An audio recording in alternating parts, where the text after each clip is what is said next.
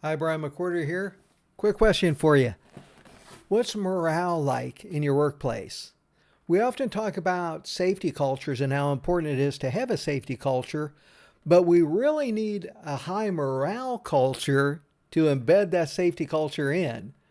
Morale is really the litmus test for how positive your culture is for people to even be in.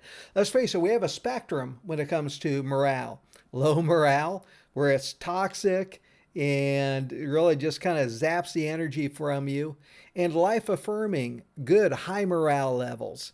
So, what do the two look like? In low morale, we have really a mistrust of management.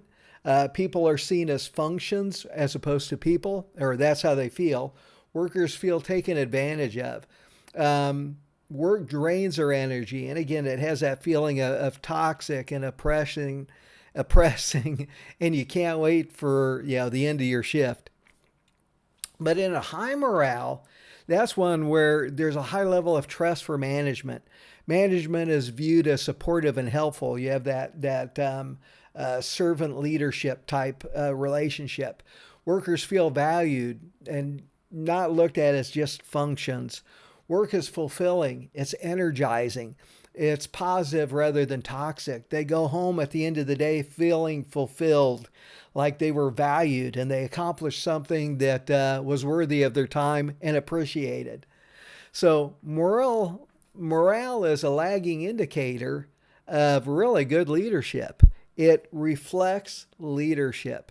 And this is why you might get some pushback on measuring morale, or leadership can have a million reasons as why morale's not high and has nothing to do with them.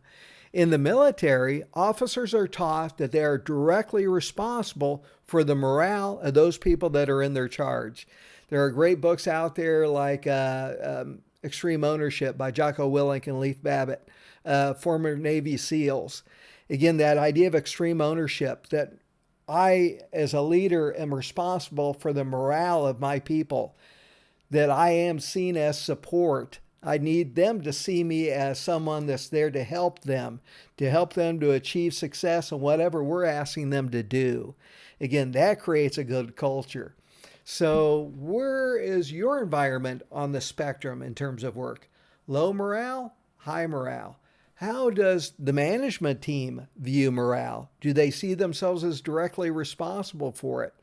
Again, we need that safety culture, but if you don't have a high morale culture, a good morale to embed it in, then safety and performance are both going to be problematic. And you're probably going to have a lot of high turnovers and other negative things that go along with it. So, again, it goes back to the question of what's morale like in your work environment? And what are you doing to measure it and to improve it?